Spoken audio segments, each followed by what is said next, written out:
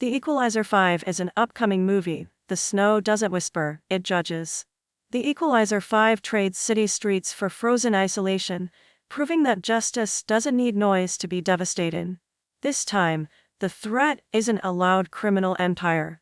It's silent, surgical, and terrifyingly modern. Drones in the sky, unseen operators, technology that erases footprints before they're made. Denzel Washington returns as Robert McCall with masterful restraint. He doesn't raise his voice, he lowers the temperature. Every glance feels like a verdict already decided. His performance is all control, measured steps in deep snow, steady hands and brutal close quarters, the quiet certainty of a man who knows exactly how much force restores balance. The frozen wilderness becomes both weapon and witness. Whiteout storms cloak calculated ambushes. Frozen lakes crack beneath high-stakes pursuits. Abandoned outposts turn into battlegrounds where every echo matters. The action is intimate and efficient. No excess, no spectacle for spectacle's sake, just precise, relentless reckoning. At a secluded winery in Sicily, Robert McCall kills the gangster Lorenzo Vitali and his henchmen to obtain a key to the winery's vault to recoup money stolen in a cyber heist. While McCall is leaving the winery, Vitali's grandson shoots him in the back. McCall contemplates suicide due to the injury, but reconsiders and then takes the ferry back to the mainland. While driving on the Amalfi Coast, McCall pulls over and slips into unconsciousness from shock. Gio Benucci, a local carabinier, a type of law enforcement officer, encounters and rescues him. He brings McCall to the remote coastal Italian town Altamonte, where Dr. Enzo Orizio treats him. As he recovers from the shooting, McCall becomes acquainted with the locals and grows fond of them and their village. Anonymously, he places a telephone call to CIA officer Emma Collins to tip her off about the winery's clandestine role in the illegal drug trade. Collins and other CIA operatives discover enormous amounts of cash, as well as bags of phenethylene tablets hidden in a storeroom, confirming McCall's suspicions. She locates McCall in Altamonte, and they continue to cooperate. Meanwhile, members of the Camorra, run by brothers Vincent and Marco Caranta, harass and kill villagers in an attempt to coerce them out of their housing and take over Altamonte for commercialization purposes. McCall overhears Marco pressuring local store owner Angelo for payments, similar to extortion. To make an example of Angelo, the Camorra firebombs his fish store as the town watches. Gio reviews video of the firebombing and calls the Italian Central Police for an inquiry. Having captured Joe's wife and daughter to lure him, the Camorra attacked Gio and beat him for interfering in their operations. They had been alerted by an informant within the police. Marco demands that Gio set up a boat for him with contacts in Somalia to expand his operations. Overhearing the conversation, McCall asks Marco to move his operations to a different location to leave the townspeople alone. When he refuses, McCall kills him and his henchmen. An enraged Vincent threatens and tortures the Naples police chief and instructs him to find the person responsible for Marco's death. Collins' car is raked with a bomb by Vincent, but she survives the blast and is instead hospitalized. Vincent returns to Altamonte and, in front of the townspeople, threatens to kill Gio unless Marco's killer is identified. McCall reveals himself, but the citizens begin to protest, recording Vincent and his henchmen with their camera phones as he prepares to execute McCall. Vincent and his cadre retreat. They regroup at his mansion, planning to retaliate the following day. That night, McCall infiltrates Vincent's mansion.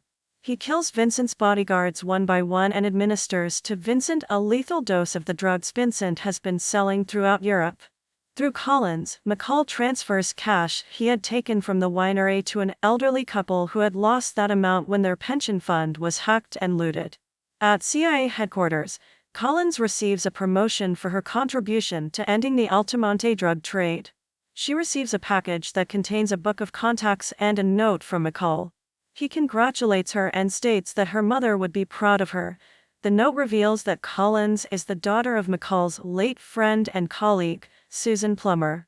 As the danger of the Caranta brothers has been removed, McCall celebrates with the locals in Altamonte after their football team's victory. In January 2022, A third film was officially confirmed to be in development, with Denzel Washington returning in the titular role. 8, 9, 10, 11. Washington was paid $20 million for his involvement. 12. In June 2022, Dakota Fanning was announced to have been cast as well, partnering with Washington 19 years after Man on Fire, 2004. 13. By November 2022, Sonia Benalmar, Andrea Dodero, Remo Garone, Eugenio Mastrandrea, Daniele Peroni, Andrea Scarduzio, and Gaia Scodalero were added to the cast. 14. Production designer Naomi Shoan spent a month in Italy's scouting locations, before selecting the village of Atrani as the main setting for the film. 15. Principal photography began on October 10, 2022, on the Amalfi Coast in Italy. 16. Filming continued in the region until November 20th, after which it moved to Naples in early December, before wrapping production by January 2023, in Rome. 16. Fuqua once again served as director, with Washington announcing that it would be his next movie. 17. 18. Robert Richardson serves as director of photography on the project, after previously working with Fuqua on Emancipation. In the United States and Canada, The Equalizer 3 was projected to gross $28 to $30 million from 3,965 theaters in its opening weekend, and a total of $33 to $40 million over the 4-day Labor Day frame. 4. The film made $13.1 million on its first day, including $3.8 million from Thursday night previews, up from the totals of the first, $1.5 million, and second, $3.1 million films. It went on to debut to $34.6 million and a total of $42.8 million over the 4 days, topping the box office and marking the second-best Labor Day weekend of all time, after Shang-Chi and the Legend of the Ten Rings. 2021.24. In its second weekend, the film fell 65% to $12 million, finishing second behind newcomer The Nun 2. 25. Its biggest territories outside the United States and Canada were the United Kingdom, $10.2 million, Germany, $8.4 million, Australia, $7 million, and France, $6.7 million. Critical response. On the review aggregator website Rotten Tomatoes, 76% of 168 critics' reviews are positive, with an average rating of June 3, 10. The website's consensus reads, "Another entertaining outing from Antoine Fuqua and Denzel Washington. The Equalizer 3 mostly makes up for its formulaic story with generous helpings of cathartic action." 26. Metacritic, which uses a weighted average, assigned the film a score of 58 out of 100, based on 38 critics, indicating mixed or average reviews. 27. Audiences surveyed by CinemaScore gave the film an average grade of A on an A+ to F scale, same as the previous installment, while those polled at PostTrack gave it a 90% overall positive score, with 72% saying they would definitely recommend the film. 24. The Independent's Clarice Lowry gave the film 3 out of 5 stars, writing, "At its best, and The Equalizer 3 is about as good as the first film. It neatly counterbalances Fuqua's baroque blood and guts action with Washington's ability to command attention while sitting perfectly still." 28. The Sunday Times' Tom Schoen also gave it 3 out of 5 stars, writing, "Whether enjoying a cappuccino, flirting with a waitress, or snapping men's forearms, Washington makes it all seem like a movie star enjoying a midlife Dolce Vita moment." 29. Carl Smith of the Wall Street Journal wrote, "For those who can tolerate extreme violence, The Equalizer 3 is diverting enough. If the script is SOSO, the beautiful Italian locations, Mr. Washington's still world-class charm, and an eerie, frightening musical score by Marcello Zarvos lift it." 30. Accolades. The film was nominated at the Saturn Award for Best Action or Adventure Film. 31. While Fuqua was nominated for Outstanding Directing in a Motion Picture and Washington for Outstanding Actor in a Motion Picture at the 55th NAACP Image Awards. 32. Future. In August 2023, Antoine Fuqua stated that there had been discussions about developing a prequel movie detailing the origins of Robert McCall, 33. The filmmaker stated that using de-aging technology to make Washington appear younger was an option. 33. And that he would also consider casting John David Washington or Michael B. Jordan in the role of McCall. 34. Later that month, Fuqua stated that while The Equalizer 3 was talked about internally as the final film in the franchise, he would be interested in returning as director for a future installment if Washington were interested in returning as well. 35.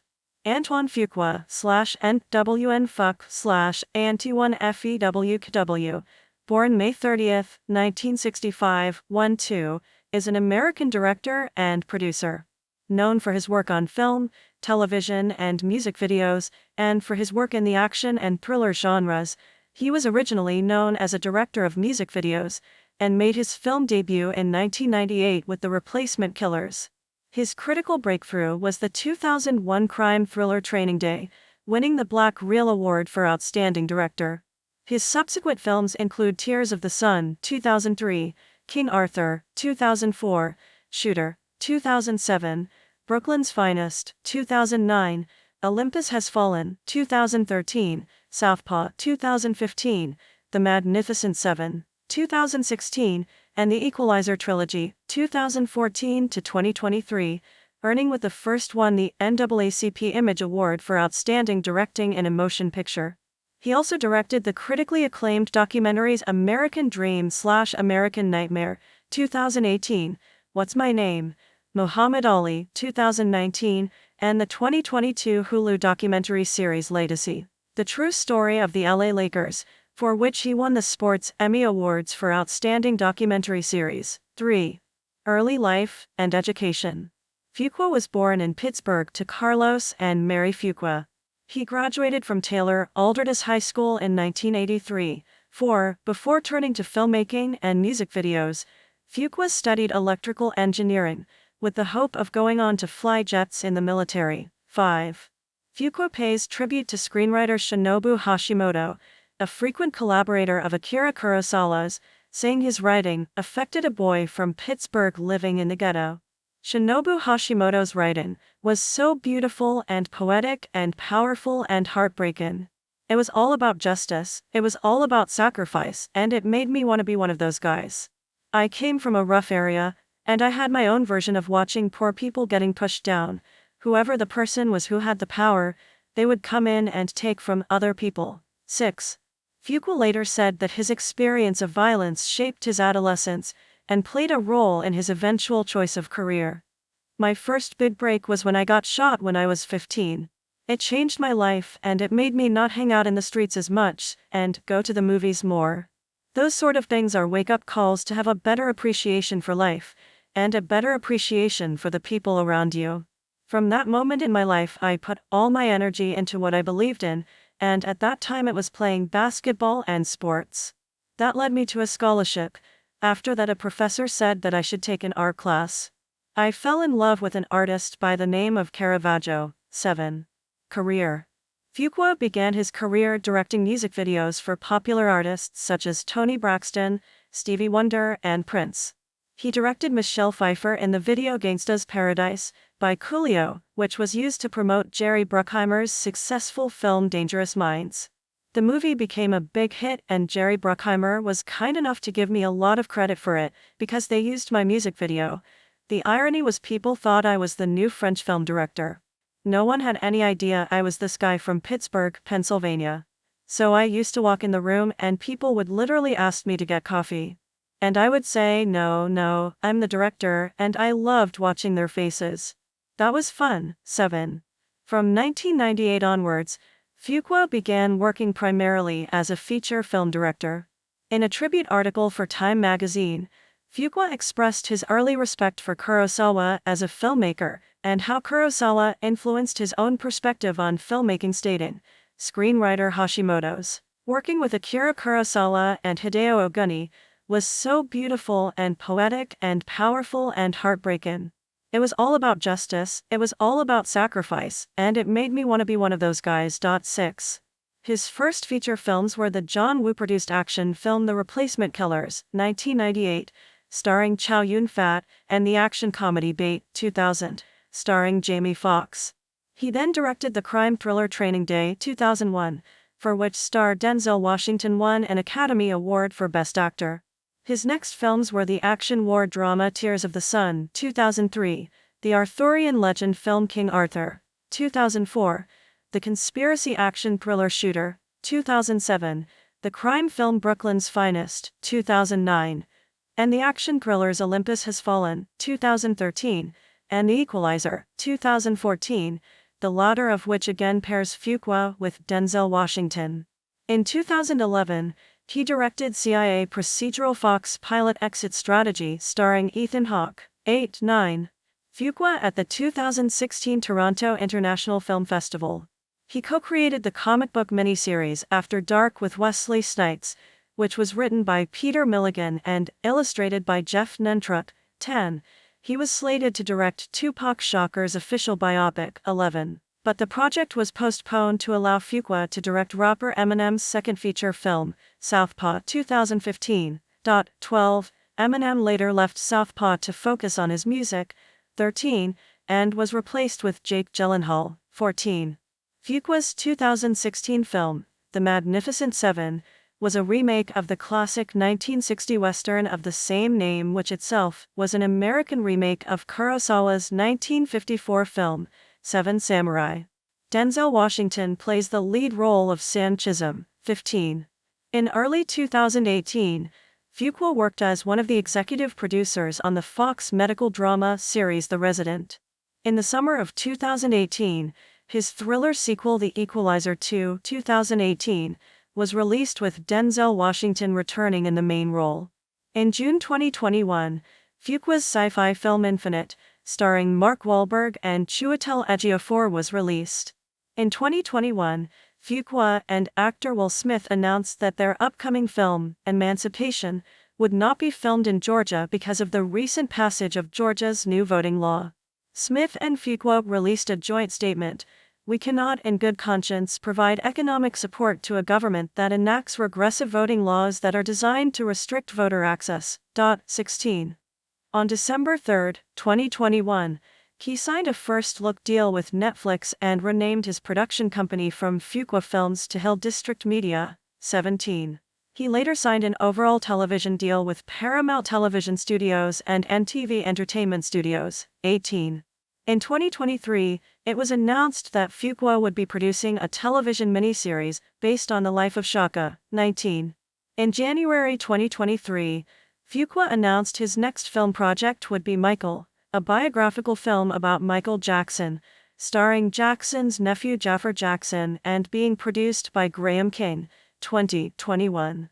Personal life. Fuqua with his wife Lela Rashawn in 2007. Fuqua and actress Lela Rashawn became engaged in 1998 and married on April 9, 1999. Daughter Asia Rashawn Fuqua was born on July 28, 2002, and son Brando in May 2004. Fuqua has a son, Zachary, from a previous relationship. He also has two granddaughters, 22. When asked by the BBC in September 2014 whether he believes in God, Fuqua said, "Absolutely." 23. Political activities. On October 16, 2023, following the October 7 attacks, Antoine Fuqua, along with other 700 Hollywood figures, signed an open letter in support of Israel. The Equalizer is an American action crime drama television series, originally airing on CBS from September 18, 1985, to August 24, 1989, which was co-created by Michael Sloan and Richard Lindheim. It starred Edward Woodward as Robert McCall, retired intelligence agent with a mysterious past, who uses the skills from his former career to exact justice on behalf of innocent people who find themselves in dangerous circumstances, while sometimes also dealing with people from his past in covert operations who want to pull him back in or settle old scores. In the years after its cancellation, the show became a cult classic, one that inspired further works, including 3 feature films and a reimagined series. Series plot elements. The series stars British actor Edward Woodward as Robert McCall, a former covert operations officer of an unnamed American government intelligence organization, which was often referred to simply as the agency, or the company, who tries to atone for his past by offering, usually free of charge, his services as a troubleshooter, a protector, and an investigator. 2-3. People in need found him through a newspaper classified ad. Got a problem? Odds against you? Call the Equalizer. 212-555-4200. 345. When he began the business in the pilot episode, the nickname Equalizer was revealed as bestowed on him by an operative named Bronze, played by Jerry Stiller. 3. Aided by a group of sometimes mysterious contacts, some of whom date back to his spying days, McCall traverses the streets of New York City, delivering justice upon bullies, corrupt police officials and politicians, hoodlums, mobsters, rapists, racists, murderers, kidnappers, drug dealers, and other truly deserving people. Please don't do anything you will never live to regret, he tells one villain. Edward Woodward as Robert McCall, a veteran operative of the company who becomes disillusioned with sacrificing ordinary people for the perceived greater good. He quits and takes out a newspaper advert offering his services to those who need it as the Equalizer. McCall himself is divorced, a lost dad long estranged from his son, Scott, William Zabka. Scott comes back into his life as a young adult who is at first bitterly critical of his father's world, but then becomes drawn into that world to the dismay of both of his parents. McCall also lost a woman he was in love with, a fellow operative named Manon Brevard, and discovers that she had secretly given birth to his daughter, Yvette. 9. McCall appears to be independently wealthy, as although he almost never takes payment for his work, he owns a high-end apartment, is always well-dressed and drives a Jaguar XJ6 car, registered 5809 August. He enjoys classical music, playing the piano himself, fine wine and dining, and is occasionally seen dating and trying to live a normal life, only for work or his past to get in the way. His father, William, was a British Army officer who was killed in Egypt in 1952 when McCall was 19 and also an Army officer. His mother was a working-class American entertainer and his father was disinherited by his family and shunned by his regiment for being seen to be marrying beneath himself. 10. McCall had a strained relationship with his father, whom he blamed for remaining overseas and leaving him at boarding school while his mother was dying. He was also guilt-ridden at his various actions during the Cold War, notably helping to establish the dictatorship in Chile and working with South Africa's apartheid regime in Angola. Woodward was nominated for an Emmy for Outstanding Actor in a Drama Series 4 years in a row but never won, and was also nominated in 1986 and 1987 for the Golden Globe Award for Best Actor, Television Series Drama, winning in 1986.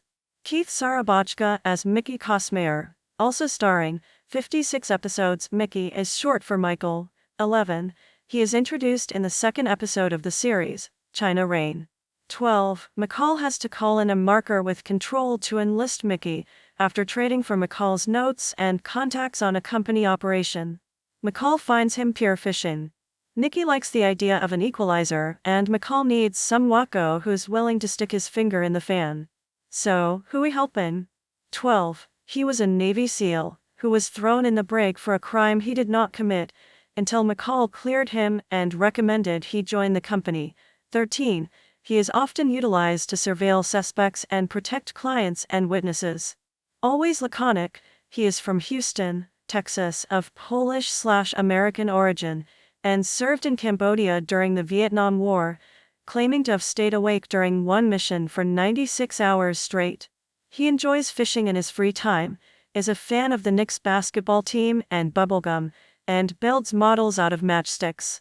His brother is a priest, who lives New York City, and needs the help of McCall and Mickey in one episode. 14. While McCall is almost always dressed in a suit, Mickey is usually seen in jeans and wearing a watch cap and army overcoat. A black Dodge van is his usual mode of transport.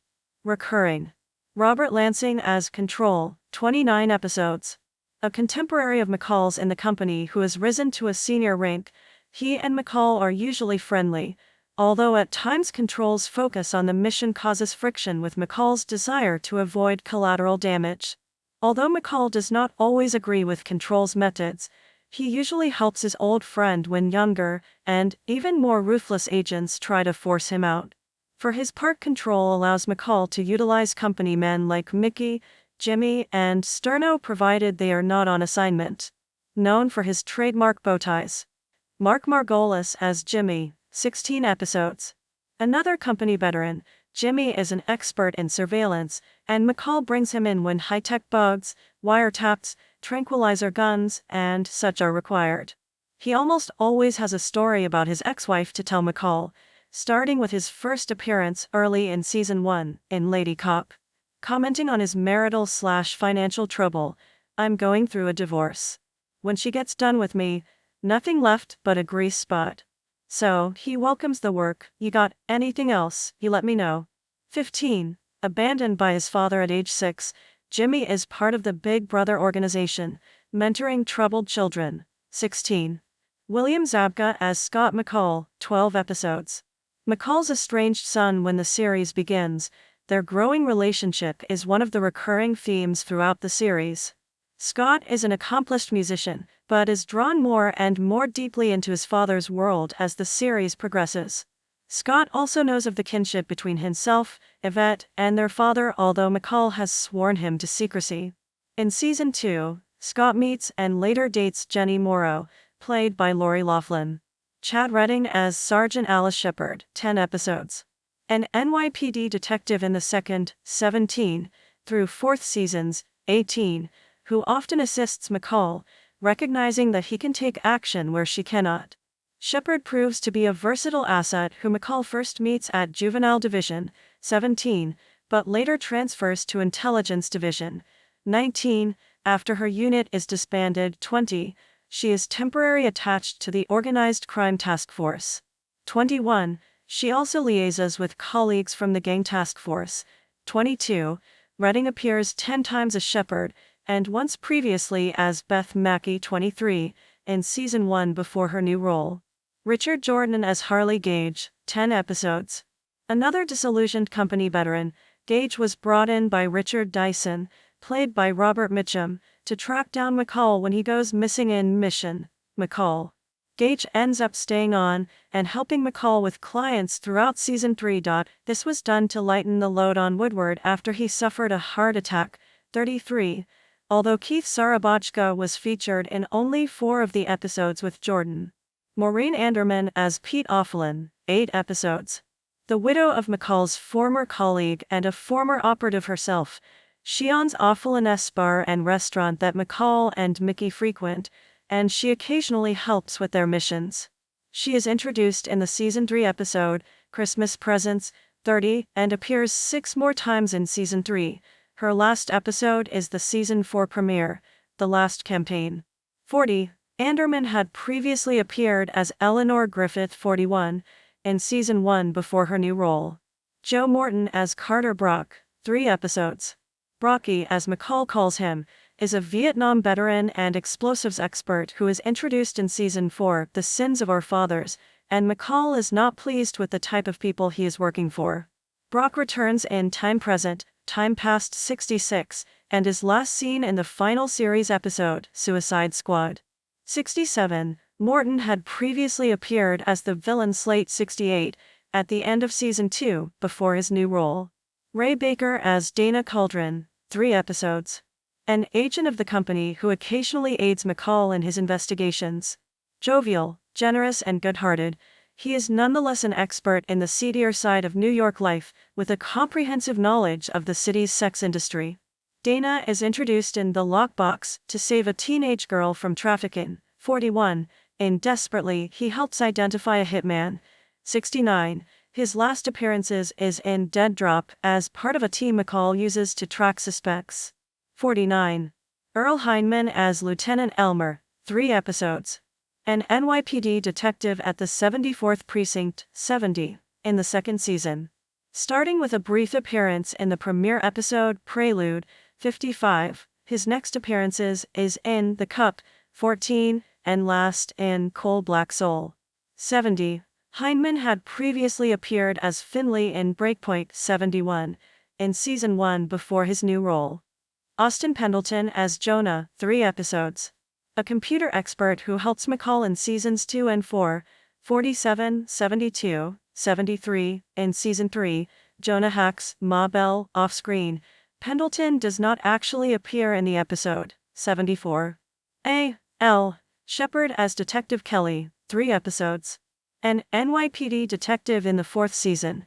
26, 27, 18. Shepard previously appeared as an unnamed forensic detective in an earlier season 4 episode. 25. Charles Ciaffis as Lieutenant Kramer, 3 episodes. An NYPD detective introduced in season 2 Counterfire. 75, 76, and last seen in season 3 Suspicion of Innocence. 77. Yvonne Wilder as Letty, 3 episodes. McCall's housekeeper and mother of 2 boys, Jorge and Ishmael, who occasionally impact McCall's missions. Letty is introduced in back-to-back season 1 episodes, Wash Up and Torn 42, 43, and last seen in season 4, The Sins of Our Fathers. 73. Anthony Zerbe as Philip Marcel, 3 episodes. A Canadian police inspector from Quebec and father to Yvette, who is the daughter of Manon, a company agent and McCall's former lover.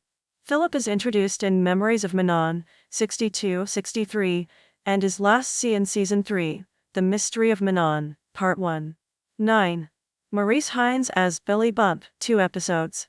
A Yale lawyer, agency operative, and McCall's personal trainer introduced in the 2nd season episode, Memories of Manon, Part 162, for an operation of diversion and psychological warfare.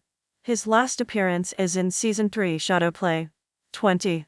Leonardo Cimino as Dr. Phil Molinari, 2 episodes. A doctor in the Department of Health, Bureau of Contagious Diseases in season 4, who helps the medical examiner and Dr. Lauren Demeter, Jenny Agutter, contain an outbreak in the Visitation 60, and last seen in 17 Zebra. 56. Cimino had previously appeared as mobster Thomas Marley Sr., the incarcerated father of Vincent D'Onofrio's character, in season 2 before his new role. 75. Jack Gilpin as Harvey, 2 episodes. A talkative pharmacy delivery man that tries to sell useless items and information to McCall, in Desperately 69, and Tip on a Sure Thing. 79. Lori Loughlin as Jenny Morrow, 2 episodes. The daughter of American journalist Frank Morrow, who was kidnapped in season 2, Prelude 55, and later appears in First Light 80, where she and Scott McCall date. Cleveland Derricks as Sonny Rains, 2 episodes. An agency operative who works for Control, but is always in danger of losing his job because of his gambling addiction. McCall pays his debt to trade for a favor in Joyride 46, and utilizes his expertise in Tip on a Sure Thing. 79. Stuart Copeland, who composed the show's theme song and much of its music, made a cameo as a pickpocket in Re-Entry. In the same episode, David Johansen, aka Buster Poindexter, the lead singer of the proto-punk band the New York Dolls, plays a thug named Garnet, who abducts John Goodman's character at gunpoint. 68. Adam Ant played a vile villain in The Lockbox. 41. In Bump and Run, Meat Loaf makes an appearance as Sugar Fly Simon, a dealer of illegal guns. 86. Adam Adrock Horowitz of the Beastie Boys made a rare acting appearance along with Alex Winter in Mama's Boy.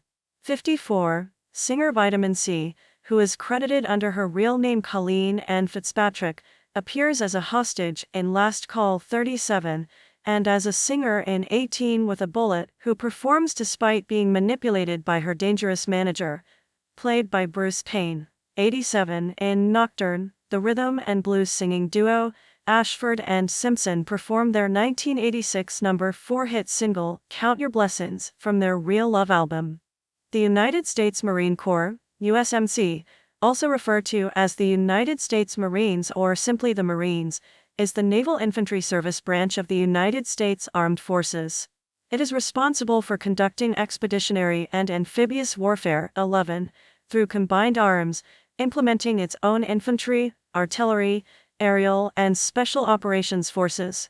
The U.S. Marine Corps is a part of the United States Department of Defense, and is one of the 6 armed forces of the United States and one of the 8 uniformed services of the United States. The Marine Corps has been part of the United States Department of the Navy since June 30, 1834, with its sister service, the United States Navy. 12. The USMC operates installations on land and aboard seagoing amphibious warfare ships around the world.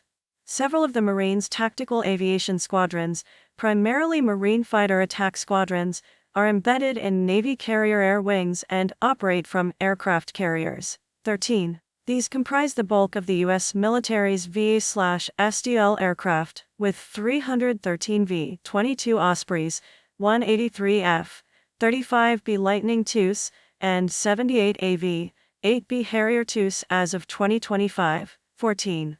The history of the Marine Corps began when 2 battalions of Continental Marines were formed on November 10, 1775 in Philadelphia as a service branch of infantry troops capable of fighting both at sea and on shore. 15. In the Pacific theater of World War II, the Corps took the lead in a massive campaign of amphibious warfare, advancing from island to island.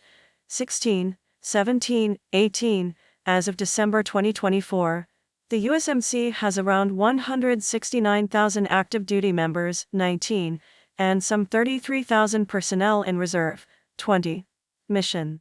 As outlined in 10 U.S.C. Section 5063, and as originally introduced under the National Security Act of 1947, the 3 primary areas of responsibility for the U.S. Marine Corps are seizure or defense of advanced naval bases and other land operations to support naval campaigns, development of tactics, technique, and equipment used by amphibious landing forces in coordination with the Army and Air Force, and such other duties as the President or Department of Defense may direct.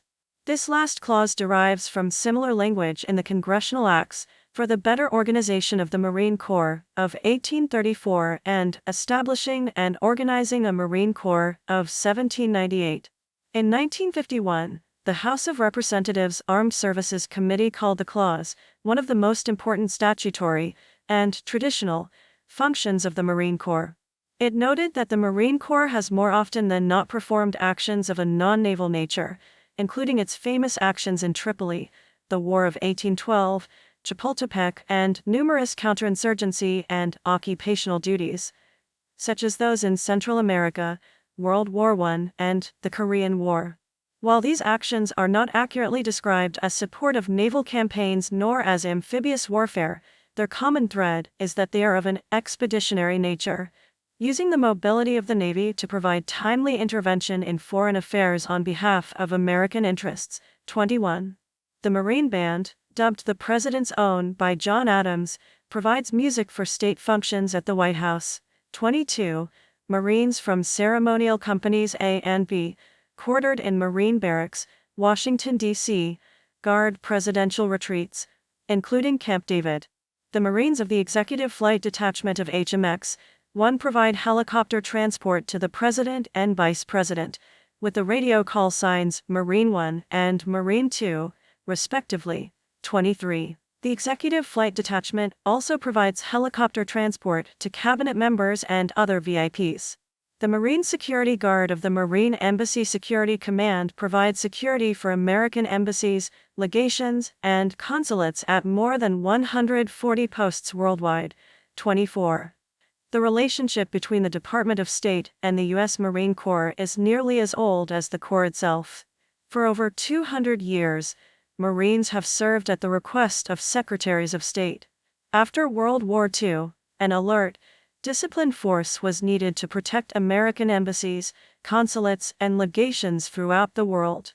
In 1947, a proposal was made that the Department of Defense furnish Marine Corps personnel for Foreign Service Guard duty under the provisions of the Foreign Service Act of 1946.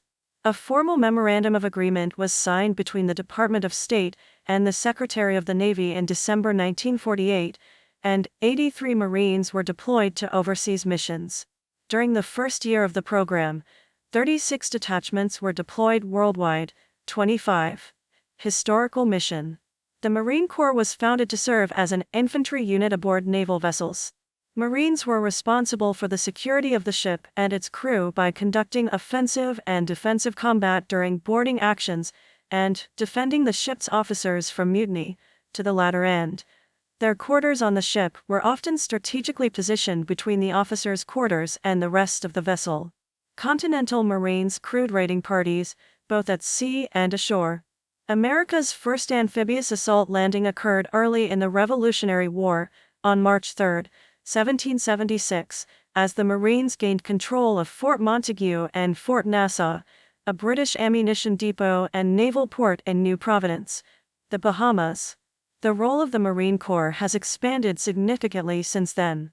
As the importance of its original naval mission declined with changing naval warfare doctrine and the professionalization of the naval service, the Corps adapted by focusing on formerly secondary missions ashore. The advanced base doctrine of the early 20th century codified their combat duties ashore, outlining the use of Marines in the seizure of bases and other duties on land to support naval campaigns. In 1987, the USMC School was closed. In 1998, all Marine detachments on board ships were disbanded, citation needed. Throughout the late 19th and 20th centuries, Marine detachments served aboard Navy cruisers, battleships, and aircraft carriers. Marine detachments served in their traditional duties as a ship's landing force, manning the ship's weapons and providing shipboard security. Marine detachments were augmented by members of the ship's company for landing parties, such as in the First Sumatran Expedition of 1832, and continuing in the Caribbean and Mexican campaigns of the early 20th centuries. Marines developed tactics and techniques of amphibious assault on defended coastlines in time for use in World War II. 26. During World War II, Marines continued to serve on capital ships, and some were assigned to man anti-aircraft batteries. 27. In 1950, 28, President Harry Truman responded to a message from U.S. Representative Gordon L. McDonough. McDonough had urged President Truman to add Marine representation on the Joint Chiefs of Staff. President Truman, writing in a letter addressed to McDonough, stated, "The Marine Corps is the Navy's police force, and as long as I am president, that is what it will remain. They have a propaganda machine that is almost equal to Stalin's." McDonough then inserted President Truman's letter, dated August 29, 1950, into the Congressional Record. 29. Congressmen and Marine organizations reacted, calling President Truman's remarks an insult, and demanded an apology. Truman apologized to the Marine Commandant at the time, writing, "I sincerely regret the unfortunate choice of language, which I used in my letter of August 29 to Congressman McDonough concerning the Marine Corps." While Truman had apologized for his metaphor, he did not alter his position that the Marine Corps should continue to report to the Navy Secretary. He made amends only by making a surprise visit to the Marine Corps lead a few days later, when he reiterated, "When I make a mistake, I try to correct it. I try to make as few as possible." He received a standing ovation. 30. When gun cruisers were retired in the late 1970s, the remaining Marine detachments were only seen on battleships and carriers. Its original mission of providing shipboard security ended in the 1990s. 31. Capabilities. The Marine Corps fulfills a critical military role as an amphibious warfare force. It is capable of asymmetric warfare with conventional, irregular, and hybrid forces. While the Marine Corps does not employ any unique capabilities, as a force, it can rapidly deploy a combined arms task force to almost anywhere in the world within days. The basic structure for all deployed units is a Marine Air Ground Task Force, MHTF, that integrates a ground combat element, an aviation combat element, and a logistics combat element under a common command element. While the creation of joint commands under the Goldwater-Nichols Act has improved inter-service coordination between each branch, the Marine Corps' ability to permanently maintain integrated multi-element task forces under a single command provides a smoother implementation of combined arms warfare principles. 32. U.S. Marines from the 31st Marine Expeditionary Unit Training. The close integration of disparate Marine units stems from an organizational culture centered on the infantry. Every other Marine capability exists to support the infantry. Unlike some Western militaries, The Corps remained conservative against theories proclaiming the ability of new weapons to win wars independently. For example, marine aviation has always been focused on close air support, and has remained largely uninfluenced by air power theories proclaiming that strategic bombing can single-handedly win wars. 26. This focus on the infantry is matched with the doctrine of every Marine is a rifleman, a precept of Commandant Alfred M. Gray, Jr., emphasizing the infantry combat abilities of every Marine. All Marines, regardless of military specialization, receive training as a rifleman, and all officers receive additional training as infantry platoon commanders. 33. During World War II at the Battle of Wake Island, when all the Marine aircraft were destroyed, pilots continued the fight as ground officers, leading supply clerks and cooks in a final defensive effort. 34. Flexibility of execution is implemented via an emphasis on commander's intent as a guiding principle for carrying out orders, specifying the end state but leaving open the method of execution. 35. The amphibious assault techniques developed for World War II evolved, with the addition of air assault and maneuver warfare doctrine, into the current operational maneuver from the sea doctrine of power projection from the seas. 11. The Marines are credited with developing helicopter insertion doctrine, and were the earliest in the American military to widely adopt maneuver warfare principles, which emphasize low-level initiative and flexible execution. In light of recent warfare that has strayed from the Marine Corps' traditional missions, 36, the Marines have renewed an emphasis on amphibious capabilities. 37. Marines from the 15th Marine Expeditionary Unit depart USS Tarawa, LHA-1, using both a landing craft utility and CH-53E Super Stallion helicopters during amphibious operations in Kuwait, 2003. The Marine Corps relies on the Navy for sealift to provide its rapid deployment capabilities. In addition to basing a third of the Fleet Marine Force in Japan, Marine Expeditionary Units, MU, are typically stationed at sea so they can function as first responders to international incidents. 38. To aid rapid deployment, the maritime prepositioning system was developed. Fleets of container ships are positioned throughout the world with enough equipment and supplies for a Marine Expeditionary Force to deploy for 30 days. Citation needed.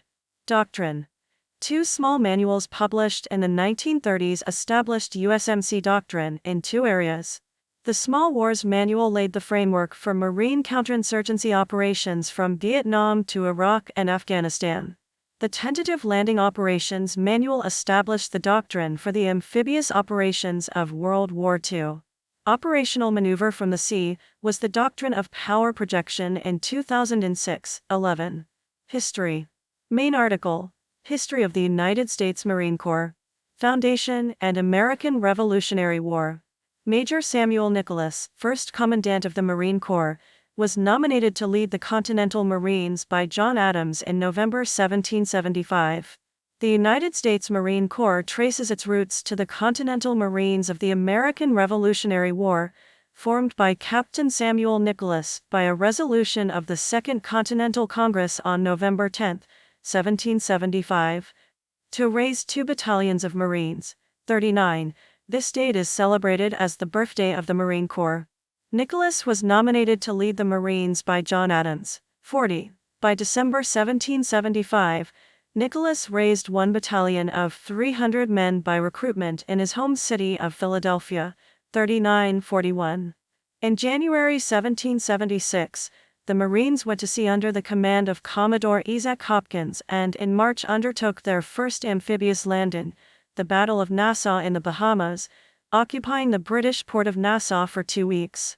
42. On January 3, 1777, the Marines arrived at the Battle of Princeton attached to General John Cadwalader's brigade, where they had been assigned by General George Washington.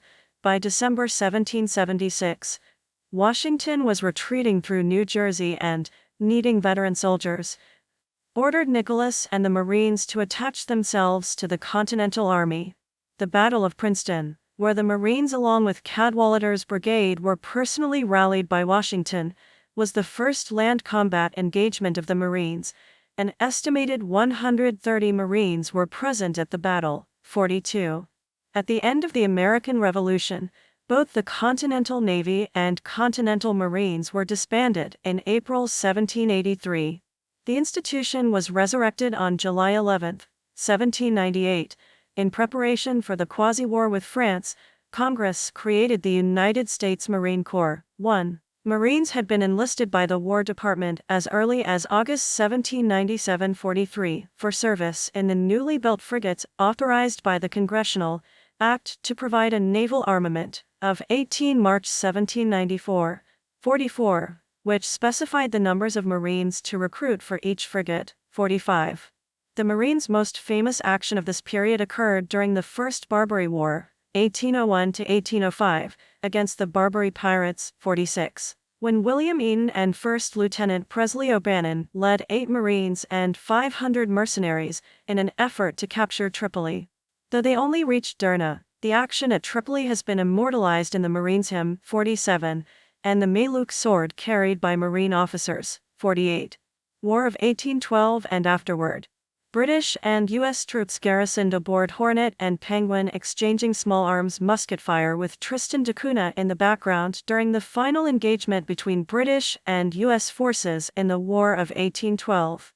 During the War of 1812, Marine detachments on Navy ships took part in some of the great frigate duels that characterized the war, which were the first and last engagements of the conflict. Their most significant contribution was holding the center of General Andrew Jackson's defensive line at the 1815 Battle of New Orleans, the final major battle and one of the most one-sided engagements of the war. With widespread news of the battle and the capture of HMS Cyane, HMS Levant and HMS Penguin, the final engagements between British and U.S. forces, the Marines had gained a reputation as expert marksmen. Especially in defensive and ship-to-ship actions. 48. They played a large role in the 1813 defense of Sackett's Harbor, New York, and Norfolk and Portsmouth, Virginia. 49. Also taking part in the 1814 defense of Plattsburgh in the Champlain Valley during one of the final British offensives along the Canadian U.S. border. The Battle of Bladensburg, fought August 24, 1814, was one of the worst days for American arms, though a few units and individuals performed heroic service. Notable among them were Commodore Joshua Barney's 500 sailors and the 120 Marines under Captain Samuel Miller USNC, who inflicted the bulk of British casualties and were the only effective American resistance during the battle. A final desperate Marine counterattack, with the fighting at close quarters, however, was not enough. Barney and Miller's forces were overrun. In all of 114 Marines, 11 were killed and 16 wounded. During the battle, Captain Miller's arm was badly wounded. For his gallant service in action, Miller was brevetted to the rank of Major USMC. 50. Marines storming Chapultepec Castle with a large American flag during the Mexican-American War. After the war, the Marine Corps fell into a malaise that ended with the appointment of Archibald Henderson as its 5th commandant in 1820. Under his tenure, the Corps took on expeditionary duties in the Caribbean, the Gulf of Mexico, Key West, West Africa, the Falkland Islands, and Sumatra.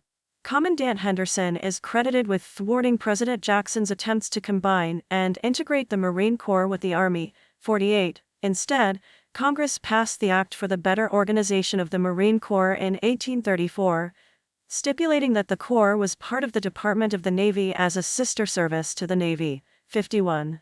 Commandant Henderson volunteered the Marines for service in the Seminole Wars of 1835, personally leading nearly half of the entire Corps, 2 battalions, to war. A decade later, in the Mexican-American War, 1846 to 1848, the Marines made their famed assault on Chapultepec Palace in Mexico City, which would be later celebrated as the Halls of Montezuma in the Marines' Hymn. In fairness to the U.S. Army, most of the troops who made the final assault at the Halls of Montezuma were soldiers and not Marines. 52. The Americans' forces were led by Army General Winfield Scott. Scott organized 2 storming parties of about 250 men each for 500 men total, including 40 Marines. Citation needed. In the 1850s, the Marines engaged in service in Panama and Asia and were attached to Commodore Matthew Perry's East India Squadron on its historic trip to the Far East. 53. American Civil War to World War I. Black and white photograph of 6 U.S. Marines standing in line, 5 with Civil War-era rifles, and 1 with an NCO sword. 5 USMC privates with fixed bayonets, and their NCO with his sword at the Washington Navy Yard, 1864.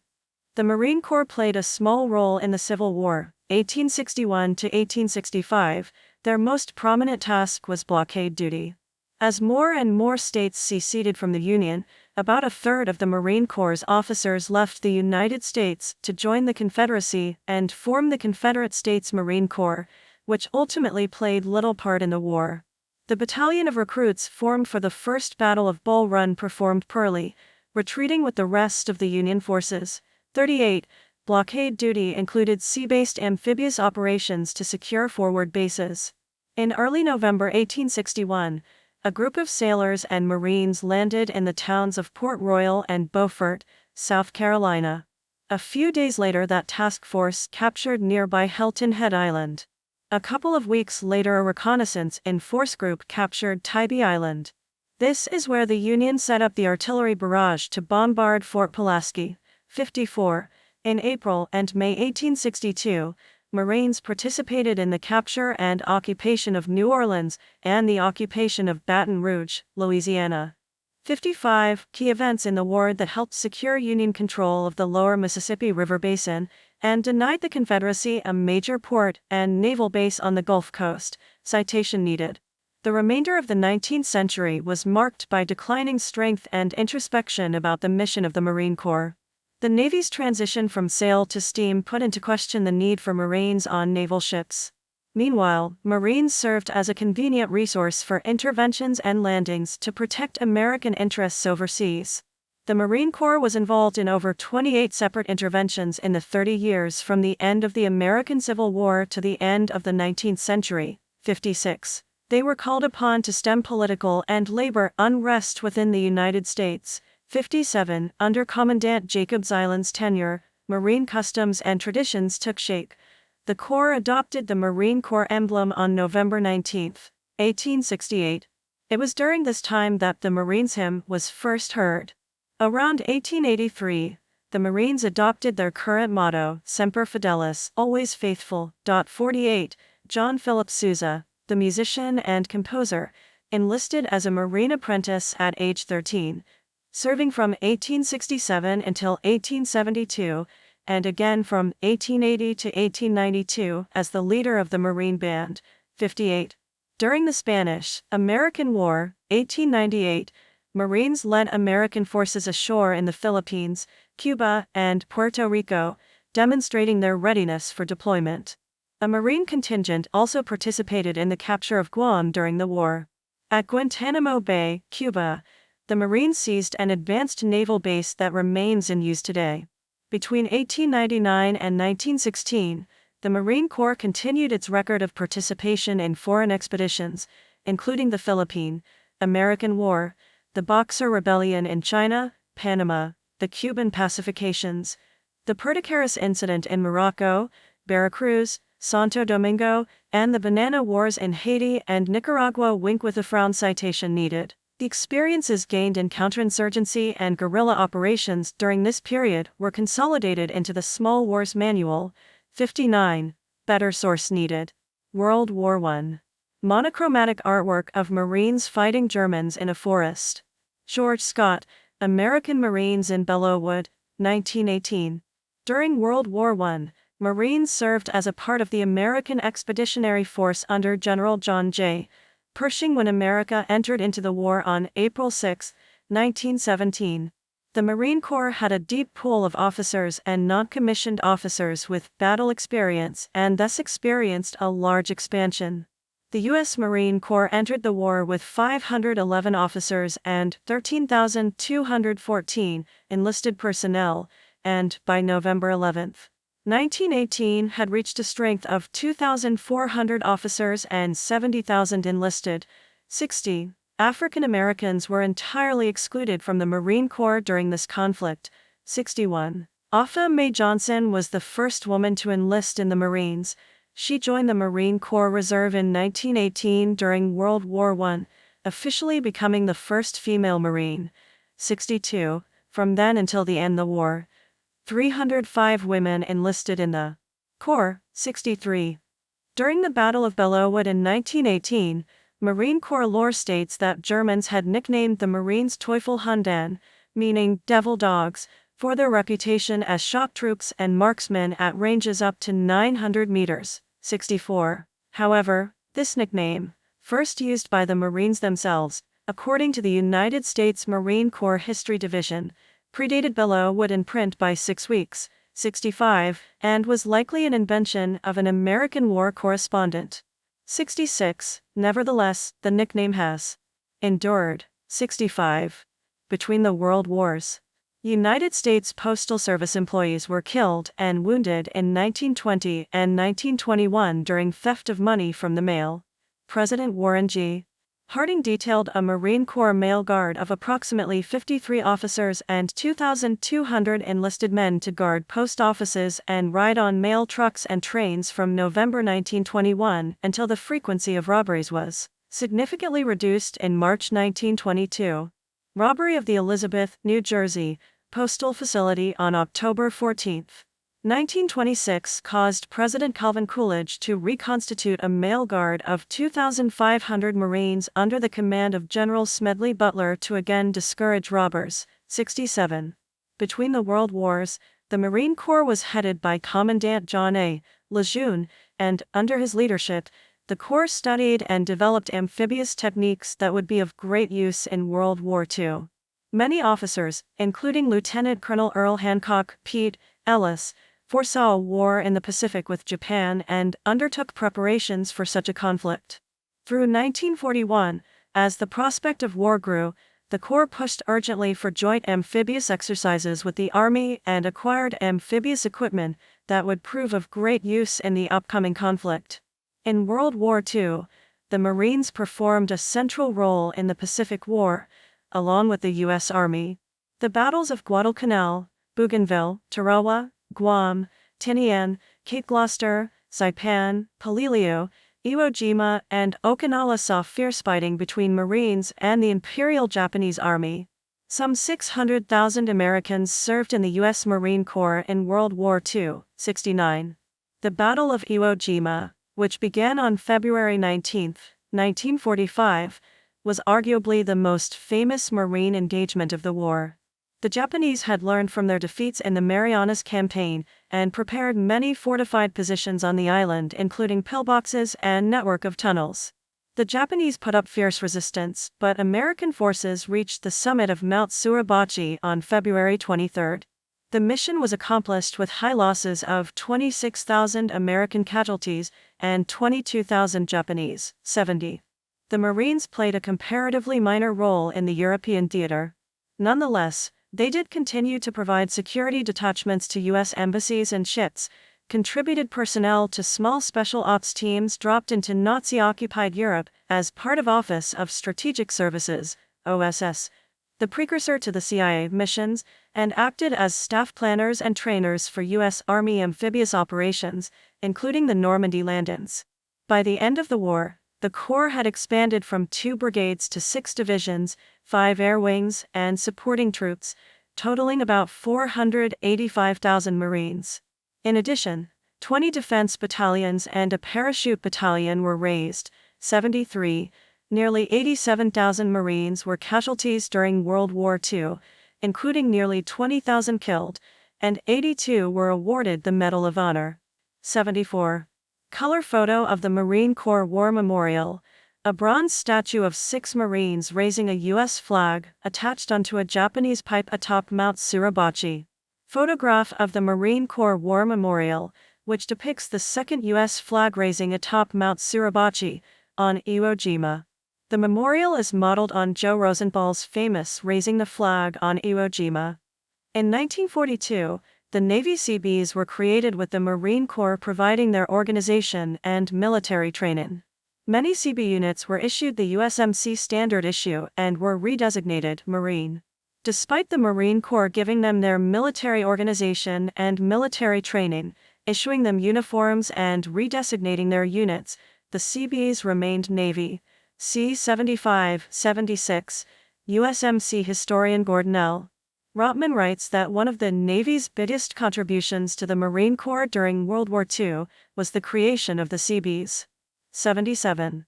Despite Secretary of the Navy James Forrestal's prediction that the Marine flag raising at Iwo Jima meant a Marine Corps for the next 500 years, 78, 79. The Corps faced an immediate institutional crisis following the war because of a suddenly shrunken budget. Army generals pushing for a strengthened and reorganized defense establishment attempted to fold the Marine mission and assets into the Navy and Army. Drawing on hastily assembled congressional support, and with the assistance of the so-called Revolt of the Admirals, the Marine Corps rebuffed such efforts to dismantle the Marine Corps, resulting in statutory protection of the Marine Corps in the National Security Act of 1947, 80. Shortly afterward, in 1952, the Douglas-Mansfield Act afforded the Commandant an equal voice with the Joint Chiefs of Staff on matters relating to the Marines and established the structure of 3 active divisions and air wings that remain today. Citation needed. Korean War. F-4U Corsairs providing close air support to Marines of the 1st Marine Division fighting Chinese forces in North Korea, December 1950. The beginning of the Korean War, 1950 to 1953, saw the hastily formed Provisional Marine Brigade holding the defensive line at the Pusan perimeter. To execute a flanking maneuver, General Douglas MacArthur called on United Nations forces, spearheaded by U.S. Marines, to make an amphibious landing at Incheon. The successful landing resulted in the collapse of North Korean lines and the pursuit of North Korean forces north near the Yalu River until the surprise entrance of the People's Republic of China into the war, which overwhelmed the overextended and outnumbered the United Nations forces. 1st Marine Division, which was attached to the U.S. Army's X-Corps, regrouped and inflicted heavy casualties during its fighting withdrawal to the coast of Humnam, known as the Battle of Chosin Reservoir. After their evacuation from Humnam, 1st Marine Division would go on to participate in some of the most important battles of the war until the signing of the armistice in 1953. These included the First and Second Battles of Wonju, Operation Ripper, Chinese Spring Offensive, and May-June 1951 counteroffensive. 1st Marine Division played a central role in repelling the Chinese assault at the Battle of the Samakon River, the final battle of the war. During the war, the Corps expanded from 75,000 regulars to a force of 261,000 Marines, mostly reservists. 30,544 Marines were killed or wounded during the war, and 42 were awarded the Medal of Honor. 81-82. Vietnam War. U.S. Marines of G Company, 2nd Battalion, 7th Marines in action during Operation Allen Brook in South Vietnam, 1968. The Marine Corps served in the Vietnam War, taking part in such battles as the Battle of Hue and the Battle of Khe Sanh in 1968. Individuals from the USMC generally operated in the northern I Corps regions of South Vietnam. While there, they were constantly engaged in a guerrilla war against the Viet Cong, along with an intermittent conventional war against the North Vietnamese Army. This made the Marine Corps known throughout Vietnam, and gained a frightening reputation from the Viet Cong. Portions of the Corps were responsible for the less-known Combined Action Program that implemented unconventional techniques for counterinsurgency and worked as military advisors to the Republic of Vietnam Marine Corps. Marines were withdrawn in 1971 and returned briefly in 1975 to evacuate Saigon and attempt a rescue of the crew of the SS Maiguas. 83. Vietnam was the longest war up to that time for the Marines. By its end, 13,091 had been killed in action. 84, 85, 51,392 had been wounded, and 57 Medals of Honor had been awarded. 86, 87. Because of policies concerning rotation, more Marines were deployed for service during Vietnam than World War II. 88. While recovering from Vietnam, the Corps hit a detrimental low point in its service history caused by courts-martial and non-judicial punishments related partially to increased unauthorized absences and desertions during the war. Overhaul of the Corps began in the late 1970s, discharging the most delinquent, and once the quality of new recruits improved, the Corps focused on reforming the non-commissioned officer corps, a vital functioning part of its forces. The Equalizer 5 is an upcoming movie. The snow doesn't whisper, it judges. The Equalizer 5 trades city streets for frozen isolation, proving that justice doesn't need noise to be devastating. This time, the threat isn't a loud criminal empire. It's silent, surgical, and terrifyingly modern: drones in the sky, unseen operators, technology that erases footprints before they're made. Denzel Washington returns as Robert McCall with masterful restraint. He doesn't raise his voice, he lowers the temperature. Every glance feels like a verdict already decided. His performance is all control: measured steps in deep snow, steady hands and brutal close quarters, the quiet certainty of a man who knows exactly how much force restores balance. The frozen wilderness becomes both weapon and witness. Whiteout storms cloak calculated ambushes. Frozen lakes crack beneath high-stakes pursuits. Abandoned outposts turn into battlegrounds where every echo matters. The action is intimate and efficient, no excess, no spectacle for spectacle's sake, just precise, relentless reckoning. At a secluded winery in Sicily, Robert McCall kills the gangster Lorenzo Vitali and his henchmen to obtain a key to the winery's vault to recoup money stolen in a cyber heist. While McCall is leaving the winery, Vitali's grandson shoots him in the back. McCall contemplates suicide due to the injury, but reconsiders and then takes the ferry back to the mainland. While driving on the Amalfi Coast, McCall pulls over and slips into unconsciousness from shock. Gio Benucci, a local carabinier, a type of law enforcement officer, encounters and rescues him. He brings McCall to the remote coastal Italian town Altamonte, where Dr. Enzo Orizio treats him. As he recovers from the shooting, McCall becomes acquainted with the locals and grows fond of them and their village. Anonymously, he places a telephone call to CIA